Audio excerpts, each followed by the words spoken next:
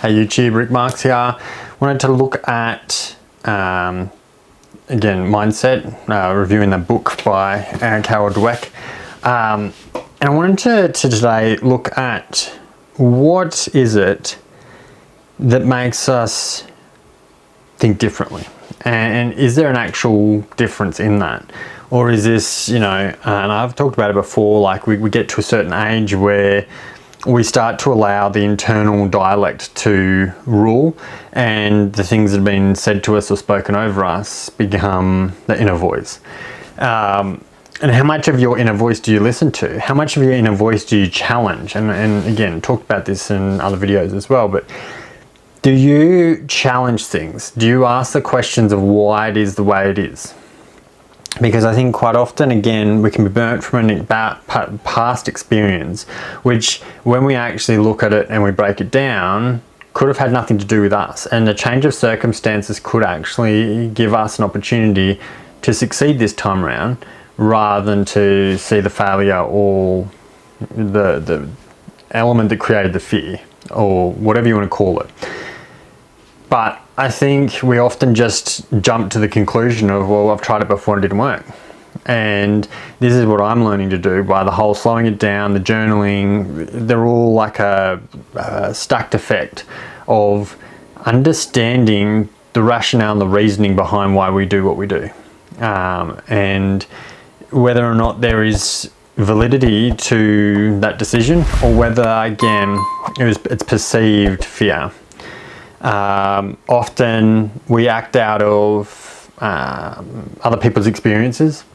So we go, I don't want to invest in stocks and shares because I had a friend that lost hundreds and thousands of dollars in stocks and shares. And that's really bad, really sad that your friend lost lots of money. However, stocks and shares themselves are not the cause of that.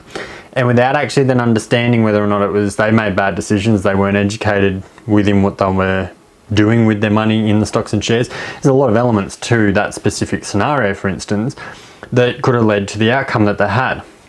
But some of us will then just take that, don't venture down that road because you could get burnt. Not saying you won't, not saying you will, but until you've ventured it yourself, that's when you can then make those, decisions, the education. And when we think about it, a lot of it is either taught by us, by our parents, or by others around us. Growing up, I didn't need to learn firsthand that the hot plates were hot, or that the oven is hot.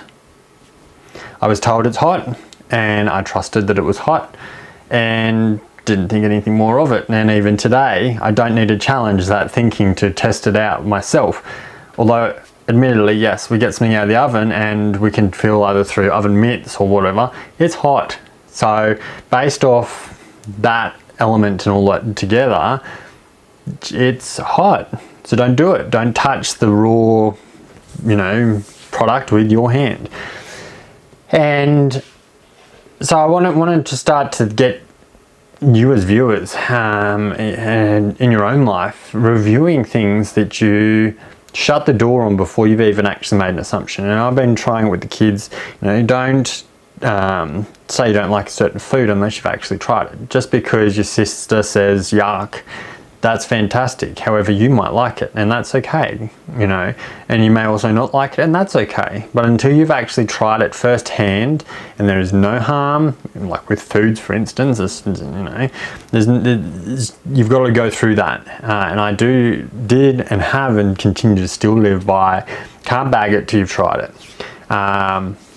I haven't tried jalapenos in my life, and the other week I was having nachos and there were jalapenos there, and the voice in my head that I told the kids, you can't say you don't like it if you're not going to try it or haven't tried it. And I went, well, I've never, I don't think ever tried a jalapeno, so give it a crack and go from there. So I tried it and went, it's hot, don't particularly like it, but I've tried it, and now I can say that firsthand I tried it again as an adult. You know, some of these things as well as a kid you don't like. You know, you don't like your greens, you don't like this, you don't like that, and that's okay because that gets you through childhood. But as an adult, why don't you like that particular food anymore? Is there an actual reason, or is it purely just because you have a bad imagery or whatever which is perceived, and you now as an adult need to reprogram that in your head of being able to shy away from that negative connotation or the negative linkage and create a positive experience from whatever it is. So I just wanted to challenge that thinking. Like I said, I constantly am reviewing and challenging why I think the way I think and why I do things the way I do it. It's not always bad, but I think it helps us, or helps me personally, to make better decisions in my life now because I review and reflect on decisions that I've made that have led me to where I am today throughout my life. And just going, I don't like it because I don't like it, doesn't align with, you know, longer term, I guess, reality. So yeah, that's a lot to take in. Challenge yourself, challenge your thinking, review why something is the way that it is and why you think that way, and then start to work your way back and see whether or not it even has any value anymore, holding that problem in your life, or whether you can sort through that problem and get a resolution and understand that, again, like I said, my friend just had a really bad run with their stocks and shares and they made some bad decisions, and that's, like I said, it's not parading on that, but it's reviewing and going, it's unfortunate they've had that.